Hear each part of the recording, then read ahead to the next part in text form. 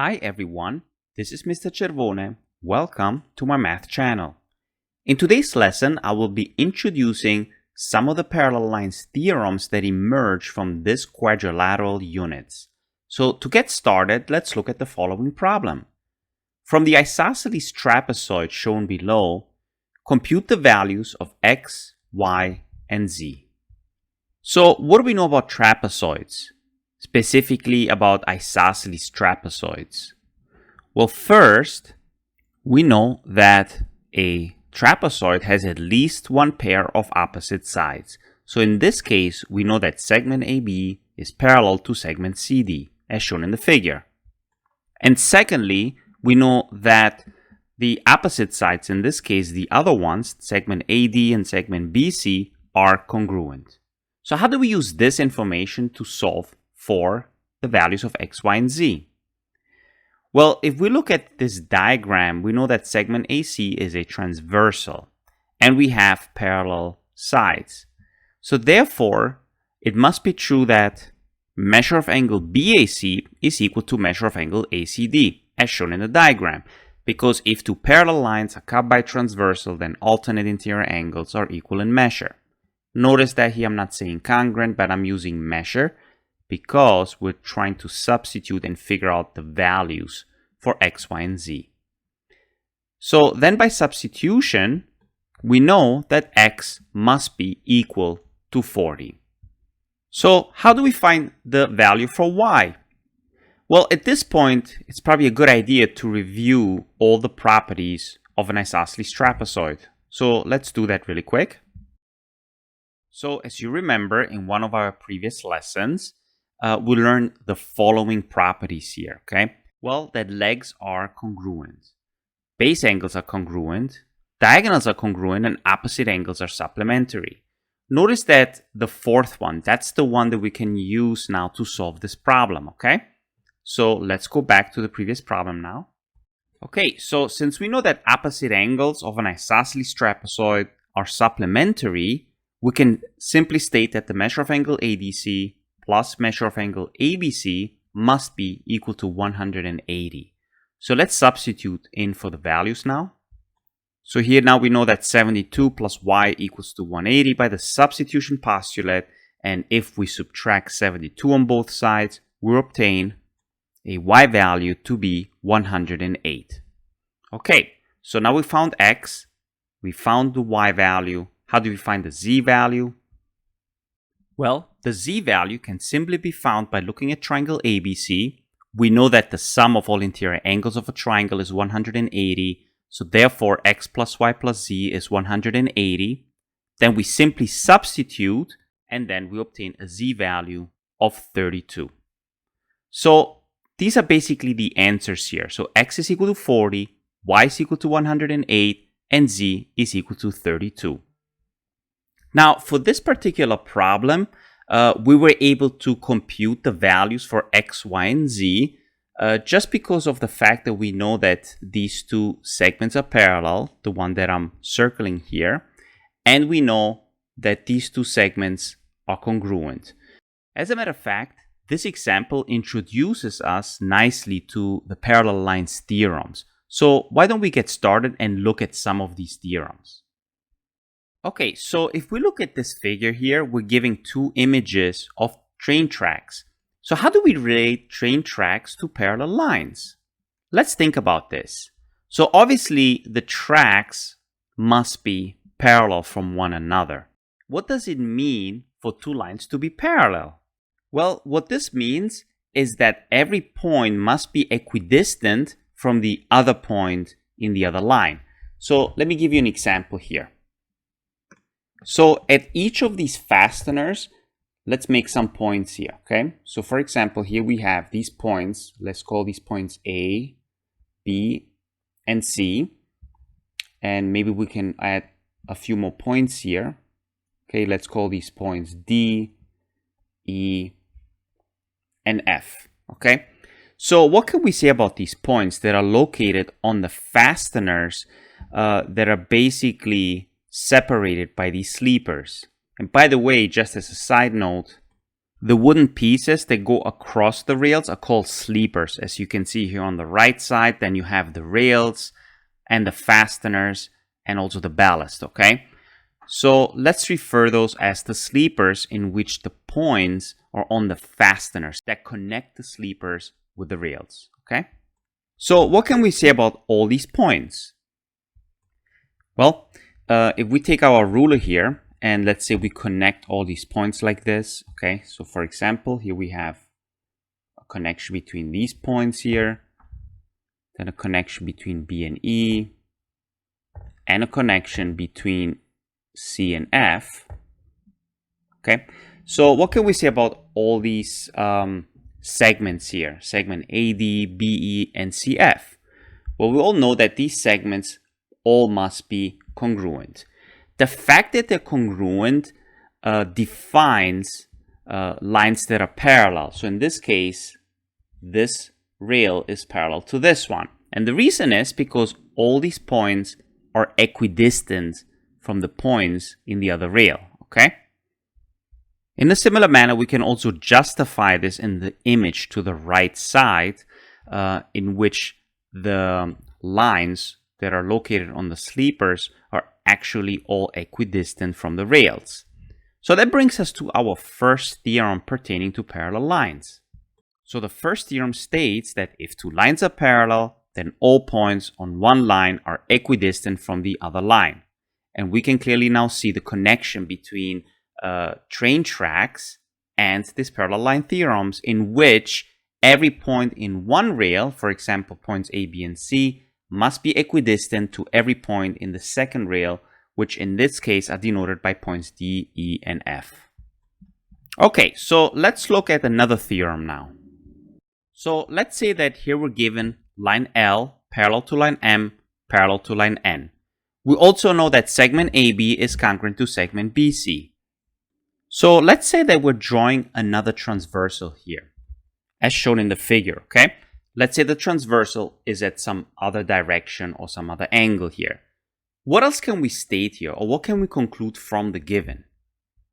Well, the conclusion is that segment DE is congruent to segment EF. And let's say we drew another segment or another transversal, as shown here. Then what can we conclude in this case? Well, here we can also conclude that segment GH must be congruent to segment HI. So it doesn't matter how many transversal we draw here, from the given, we can always conclude that it's going to cut off congruent segments. So here's another theorem now. So the theorem states that if three parallel lines cut off congruent segments on one transversal, then they cut congruent segments on every transversal. Okay, so for our next theorem, let's say we're given a triangle ABC, and we know that M is the midpoint, such that segment AM and BM are congruent. And let's say that we're drawing parallel lines here, a parallel line that is basically parallel to the third side. So segment MN is parallel to segment BC. So what can we conclude here? Well, we can simply say the following, that a line that contains the midpoint of one side of a triangle, in this case M, and is parallel to the other side, which is segment BC, it will go through the midpoint of the third side. So basically what this means is that, okay, if this is here the midpoint, right, and we draw a line that is parallel to the third side here, then guess what? N also must be the midpoint of segment AC. So basically, these two segments must be congruent, okay? So to extend on the previous theorem that we just learned, let's look at the following triangle ABC. And let's say here we're drawing midpoints for segment AC and segment BC. Okay, so here the midpoints called M and N. And let's say that we connect these midpoints with a segment. Okay, and that's shown in the figure now. What must be true here? Well, the segment that joins the midpoints of two sides of a triangle is, well, there are two things that must be true here. So the first thing that is true is that these two segments must be always parallel. So let's write that in. So the first thing is it's parallel to the third side. And then another thing must be true that is always actually true.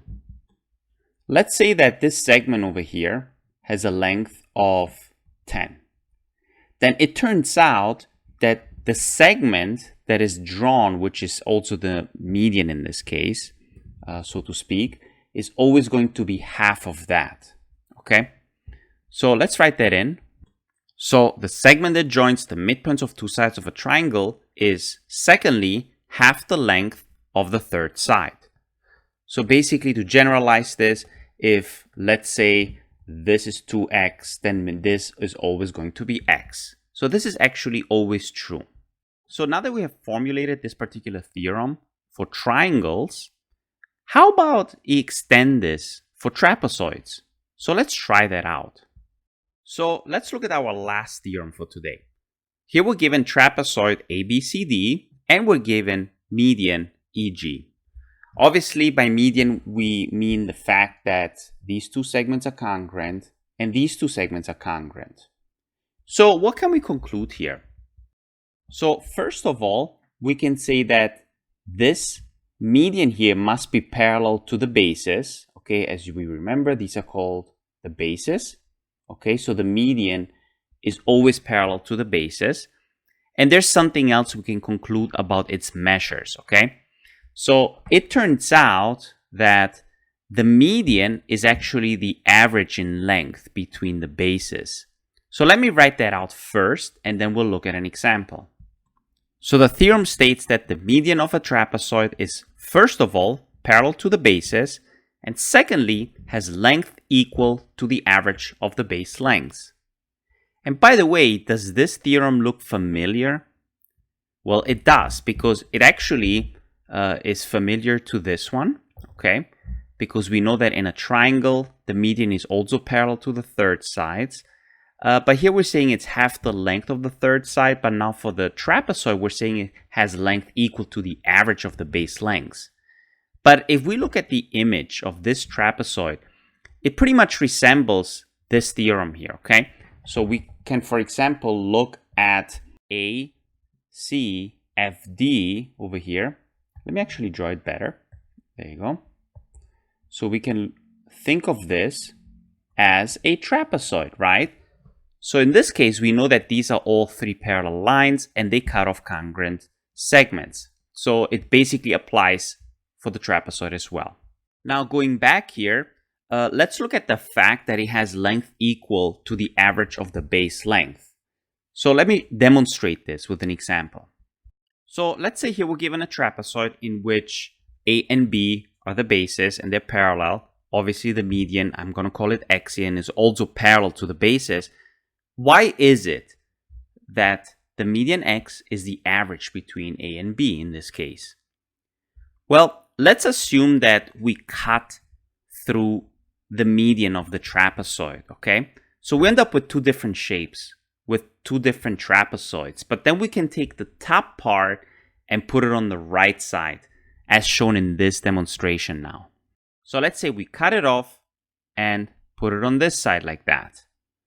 So it turns out that this is A and this is now X. So now we end up with a parallelogram, and this can be proven that it is indeed a parallelogram. Why is it that the median is the average between the bases? Well, in this case, if this is a parallelogram, we know that opposite sides are congruent. So therefore, we can write that 2x must be equal to a plus b. So we just have to simply solve for x by dividing 2 on both sides, and we obtain that x is equal to a plus b over 2. And that basically demonstrates that x is indeed the average between the bases. Let's look at the following example now. In the diagram below, the length of segment AD is 4 less than triple that of BC. If the length of EF is 12, how long are BC and AD? So obviously here we want to make use of the following theorem that we have just developed, specifically about the fact that the median of a trapezoid has length equal to the average of the base length. However, let's label first everything in the diagram. Let's call segment BC to be our x value, okay? But then it says that the length of AD is 4 less than triple. Okay, so here we have to say 3x minus 4. And then we know the length of EF is 12. Okay, so everything is now labeled in the diagram. How do we solve this?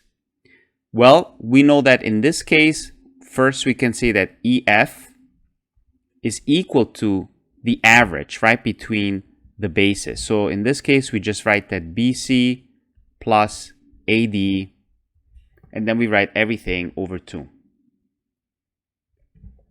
Okay, so now we want to substitute and say that 12 is equal to, so we know that BC is x plus, and then AD is 3x minus 4, and then we write everything over 2. Obviously, we can simplify everything. For example, if by multiplying 2 on both sides, we get 24 is equal to, and then we can combine the x and the 3x. Basically, we're combining the like terms to obtain 4x and then minus 4. So we can now at this point add 4 on both sides. So let me write this here on the side. So here we obtain the following, that 28 is equal to 4x, okay? So what is the x value? So the x value now, in this case, is equal to 7. So now that we found the x value, which is 7, how do we find the lengths of BC and AD? By simply substituting, okay? We know that BC, if we look in the diagram here, it's just simply x. So BC is simply 7. And if we want to find the length of AD, again, we substitute for 7, so we end up with 17 here. Now what we want to do is actually double check. Is this true? How do we check this? What we can do here, let's write check. What we can do is add the 17 and the 7 and divide it by 2 and see what we obtain here, okay? So 17 plus 7, so we know that is actually 24, and divided by 2, we end up with 12. Okay, so it actually works, and this is actually the 12. Okay, so that's basically it. That's how you solve this problem, and that's also basically it for today's lesson. Let's really quick recap what we have learned so far. Okay, so let's summarize what we have learned in today's lesson. The first theorem that we have learned is if two lines are parallel, then all points on one line are equidistant from the other line. The second theorem that we have learned is if three parallel lines cut off congruent segments on one transversal, then they cut congruent segments on every transversal. Then we learned that the segment that joins the midpoints of two sides of a triangle is number one, parallel to the third side, and secondly, half the length of the third side. And finally, we learned that the median of a trapezoid is, first of all, parallel to the bases, and second, has length equal to the average of the base lengths. And that's basically it for today's lesson. Anyways, thank you again for watching, and have a wonderful day.